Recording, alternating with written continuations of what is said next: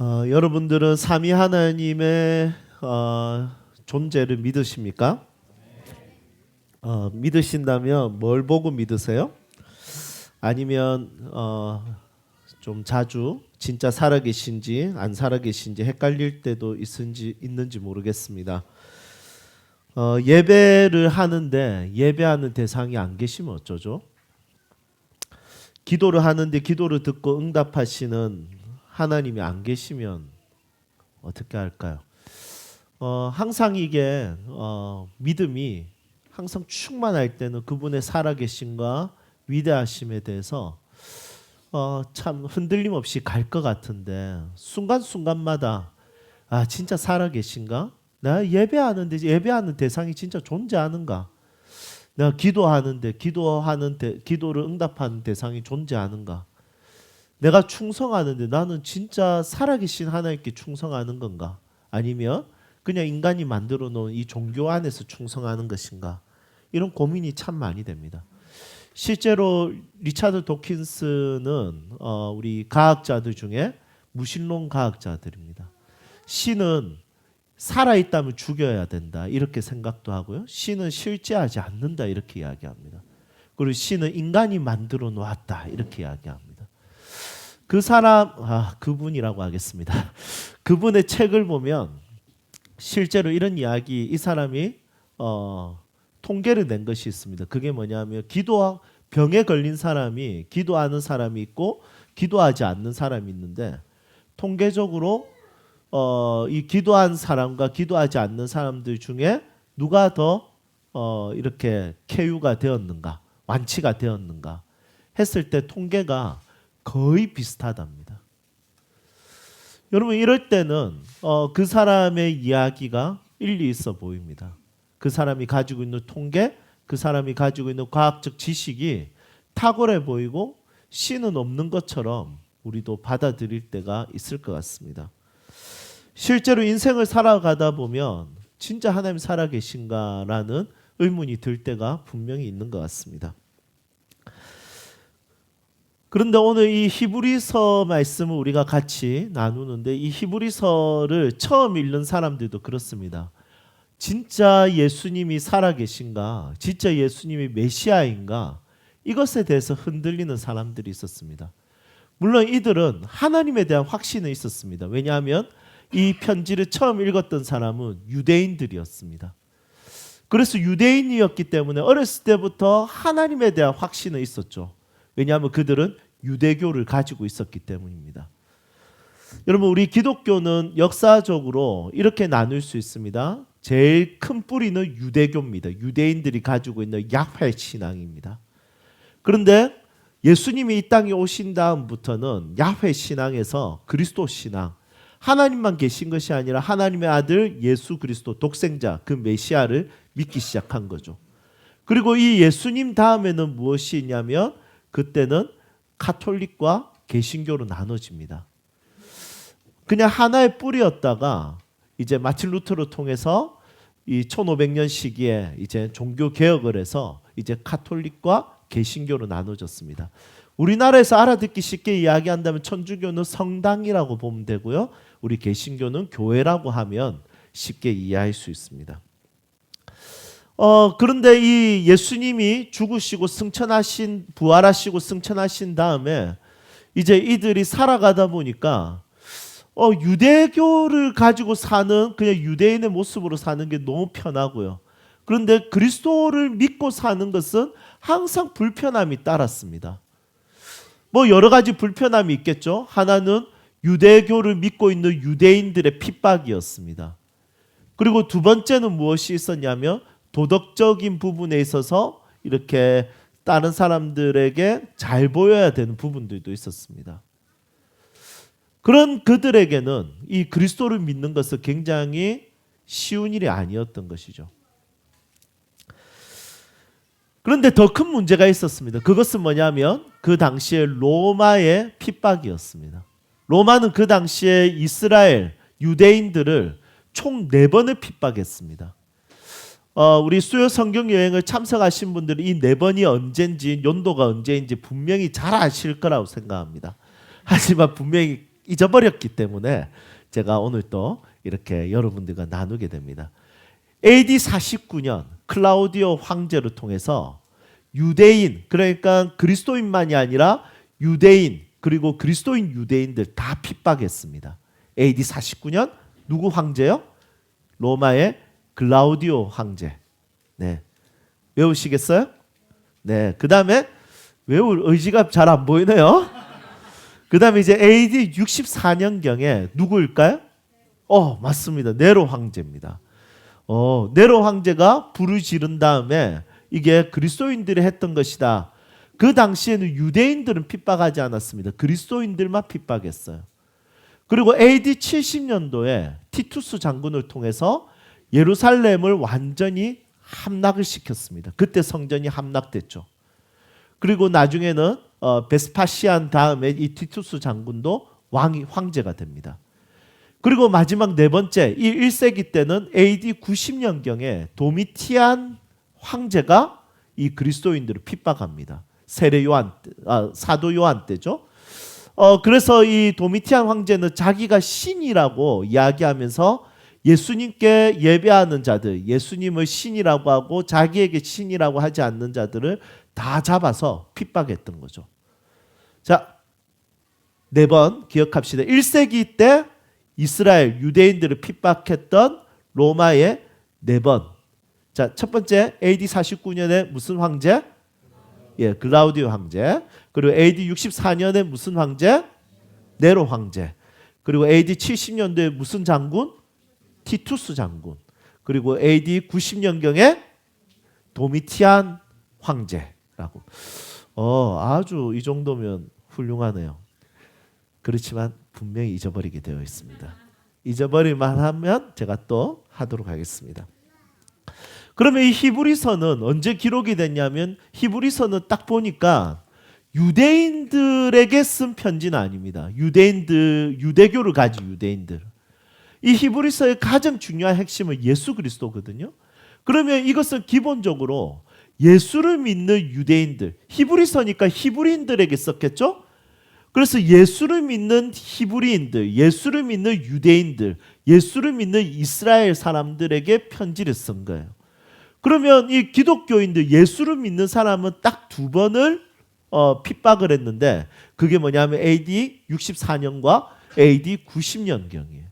그러면 네로 황제와 도미티안 황제죠.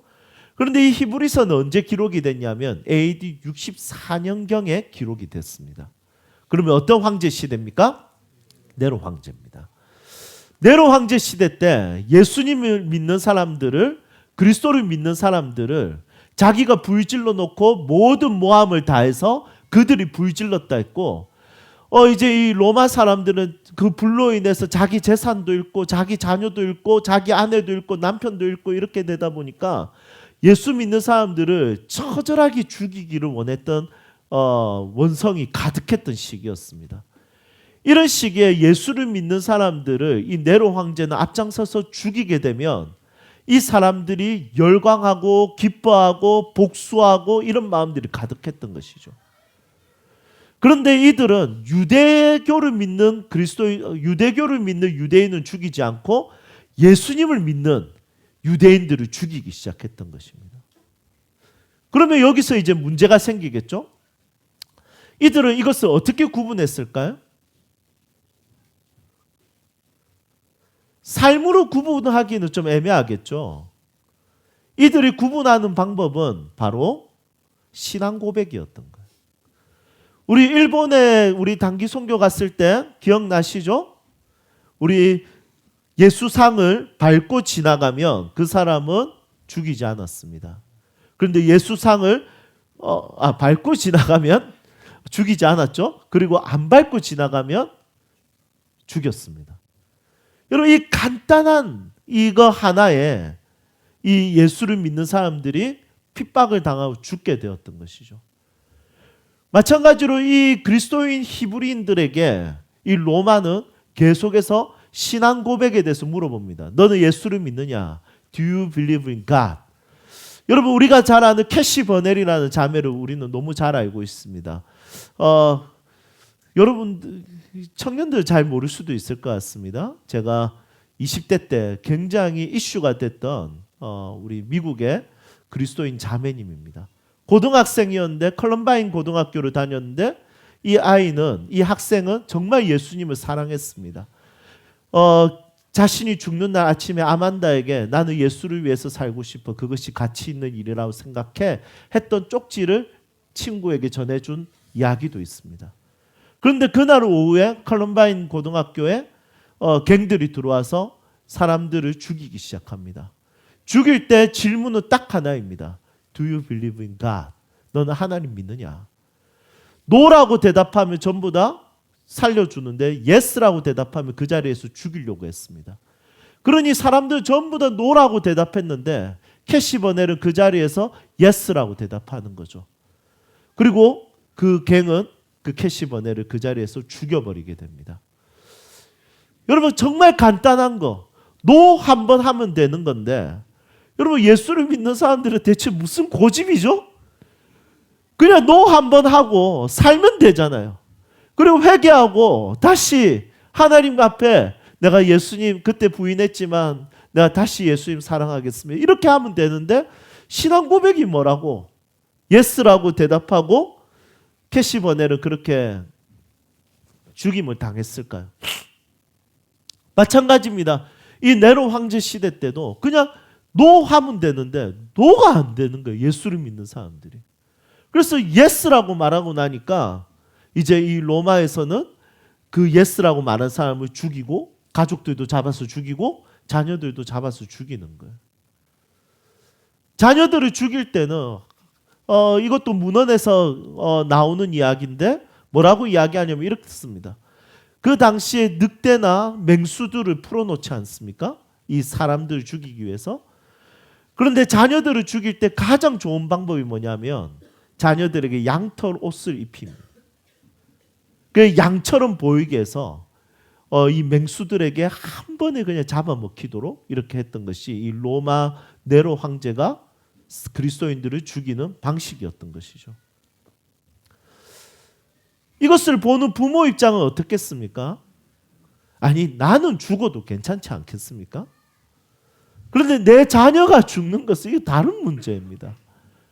여러분 한결이가 죽는다? 한별이가 죽는다? 여러분 제가 그날 네로의 멱을 따겠습니다. 그냥 어떻게든. 여러분 이래가 마틸다 찌릿한 짜릿한 여러분 이거 하는 우리 딸을 만약에 죽인다? 여러분 그거 어떻게 그냥 내가 신앙 고백을 예스라고 할 수 있겠습니까? 여러분 일본에 갔을 때 그런 이야기가 있었습니다. 실제로 선교사님한테 너 예수 믿냐? 믿는다 하면 그 밑에 있는 성도들을 다 죽였습니다. 그러니까 그 선교사님이 예수를 안 믿는다 한마디 하면 그 교인들이 다 사는 거예요. 그런데 이 선교사님들은 예스라고 하는 거예요. 그래서 자기만 죽으면 되는데 자기 성도들도 다 죽는 거예요. 여러분 그때 연우 자매님이 저에게 물었습니다. 목사님은 그때 만약에 세움 식구들의 목숨이 달리면 예스 할 겁니까? 노 할 겁니까? 여러분 저는 솔직하게 말해서 노입니다. 여러분들이 죽는 걸 어떻게 보겠습니까? 그냥 내가 신앙 한번 부인하고 내가 지옥 가고 말지. 여러분 그런 생각이 들어서 난 노 할래.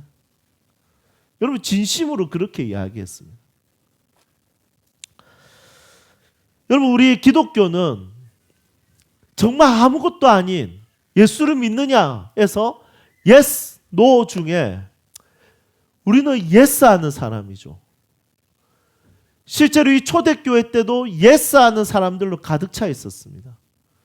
이것이 아무것도 아닌 것이지만 이 우리 기독교 공동체, 우리 교회 공동체는 신앙 고백 공동체죠. 이 고백하는 게 뭐가 중요해?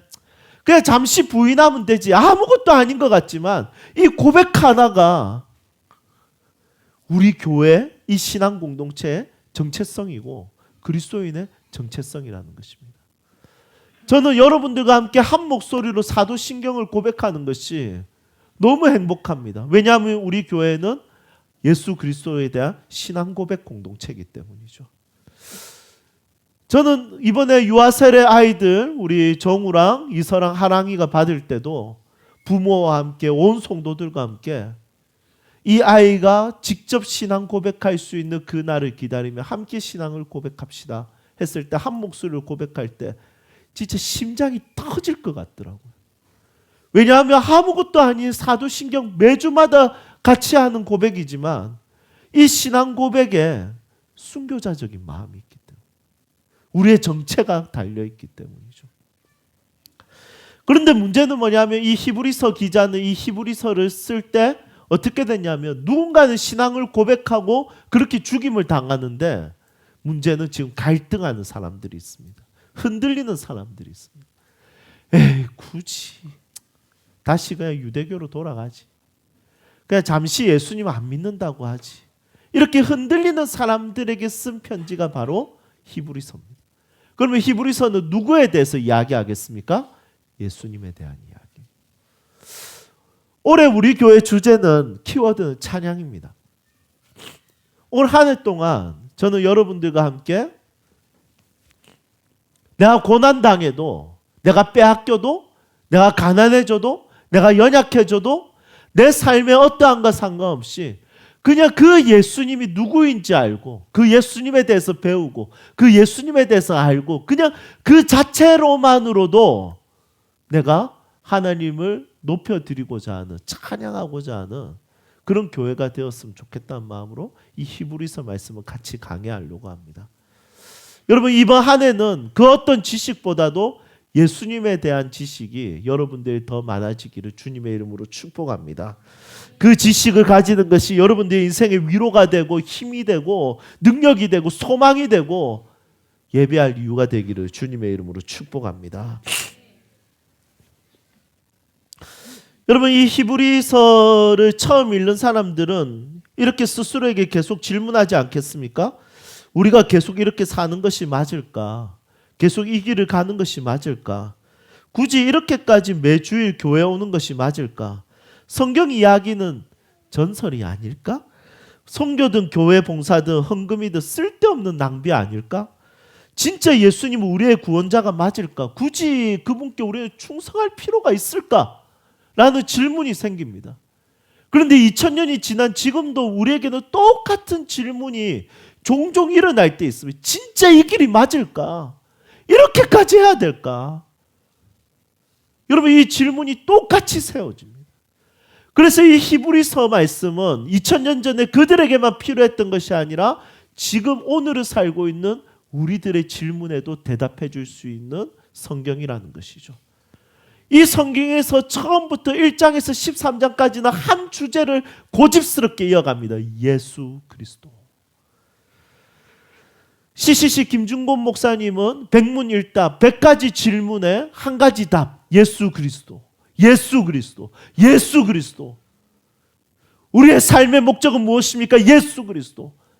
우리는 왜 오늘을 살아갑니까? 예수 그리스도. 여러분 예수 그리스도라는 그 답 하나에 자신의 인생의 전부를 드렸던 김중곤 목사님. 여러분 우리의 인생에도 수많은 문제들이 있지만 수많은 질문들이 있지만 그리스도인들은 그때그때마다 신앙 고백하는 사람들이죠. 예수 그리스도. 오늘 본문 말씀 보니까 예수님에 대해서 이렇게 이야기합니다. 먼저 첫 번째는 하나님을 말씀하시는 하나님.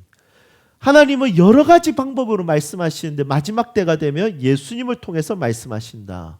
그러니 예수님은 중보자라는 것을 이야기하고 있습니다. 두 번째로 이렇게 이야기합니다. 예수님은 모든 세계를 창조하실 때 하나님과 함께 창조하신 분이다. 창조주 예수님. 그리고 세 번째는 예수님은 하나님에 대해서 그대로 나타내시는 분이다. 계시자 예수님. 여러분 이종화 목사에 대해서 제일 잘 설명할 수 있는 사람은 누구일까요?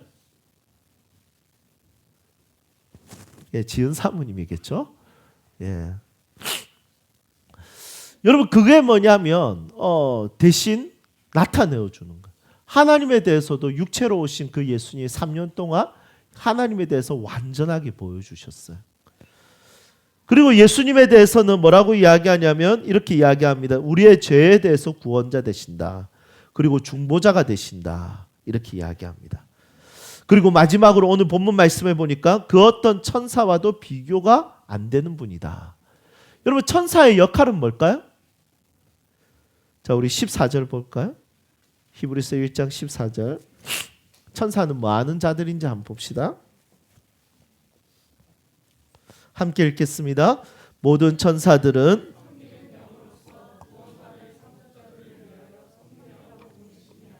아멘. 여러분 천사들의 역할은 뭡니까? 섬기는 사람, 섬기는 존재라는 거죠. 자, 옆에 있는 사람 보세요. 자, 천사같이 생기진 않았지만 천사같이 사는 자들이 있습니다. 그런 사람들 누구입니까? 섬기는 사람들이죠. 여러분 우리는 천사같이 생기진 않았습니다. 하지만 우리는 천사같이 살 수는 있습니다. 그것은 뭐냐면 섬기는 삶을 사는 것이죠. 여러분 천사처럼 살기를 주님의 이름으로 축복합니다. 그런데 예수님은 천사보다 더 위대하고 우월하고 탁월한 분이시죠. 그 예수님에 대한 이야기를 쭉 하고 있습니다. 히브리서는 오늘 짧은 본문에서도 그리스도인들이 어떤 신앙 고백을 해야 될지, 예수님에 대해서 신앙 고백을 해야 되는 당위성에 대해서 설명하고 있습니다. 이것은 시작에 불과합니다. 앞으로 계속해서 히브리서는 예수님은 더 좋은, 더 큰, 더 이 단어로 계속해서 예수님을 소개하고 설명하고 있습니다. 여러분 이 우월하신 이 예수님에 대해서 이번 한 해 동안 잘 이해하고 배워서 진짜 그분을 예배하고 찬양할 수 있는 믿음의 사람들이 되기를 주님의 이름으로 축복합니다. 이제 말씀을 정리하겠습니다. 요 근래 읽었던 책 중에 조윤재의 다산의 마지막 공부라는 책을 조금 마음에 많이 남습니다. 다산 정약용 마지막에 공부했던 것 주제가 뭐냐면 이 다산은 마지막에 했던 주제가 바로 마음이었습니다. 마음. 여러 가지들을 공부했지만 마지막에 죽기 전에 마지막으로 공부했던 것이 마음에 대한 거죠. 그런데 그는 자신의 마음에 대해서 마지막에 이렇게 표현을 합니다. 저는 이게 참 정직하다라는 생각을 합니다. 우리 다산은 사실은 천주교인이지 않습니까?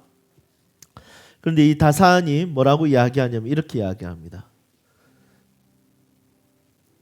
내 삶에서 가장 위태한 것은 경제나 아니면 건강이나 이런 것이 아니라 항상 살아오면서 모든 시간에 제일 먼저 무너지고 위태로웠던 것은 바로 이것이었다. 그것은 바로 마음이었다.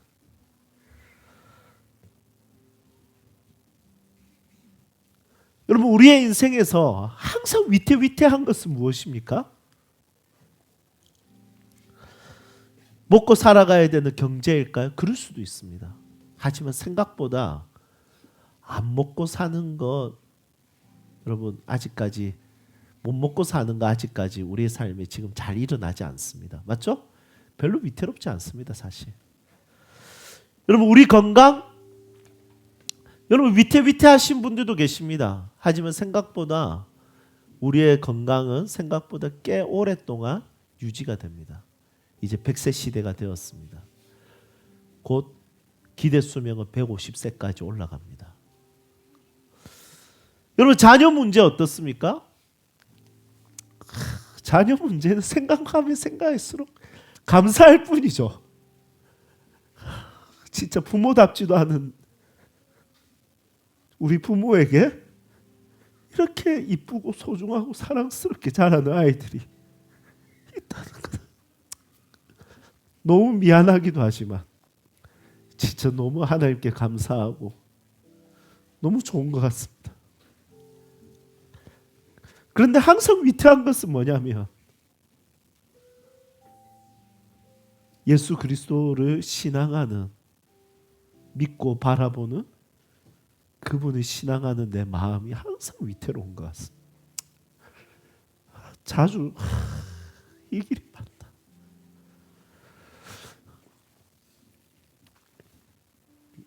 쉽게 흔들리는 우리의 모습을 보게 됩니다. 2000년 전에 이 그리스도인 히브리인들, 이들이 가지고 있는 위태한 마음, 흔들리는 마음, 여러분 과거의 이야기가 아니라 오늘을 살고 있는 우리의 이야기인 것 같습니다. 여러분 예수님을 더 알면 이 위태로운 우리의 마음이 조금 더 견고해질 겁니다. 그리고 그분을 더 신앙하게 될 것입니다. 흔들리는 마음을 다른 것으로 잡는 것이 아니라 그분을 알아가는 지식으로 잡읍시다. 그분을 알기를 열망합시다.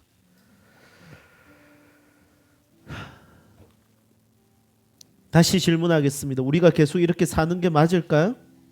저는 아멘입니다. 여러분들은요? 계속 이 길을 가는 것이 맞을까요? 저는 아멘입니다.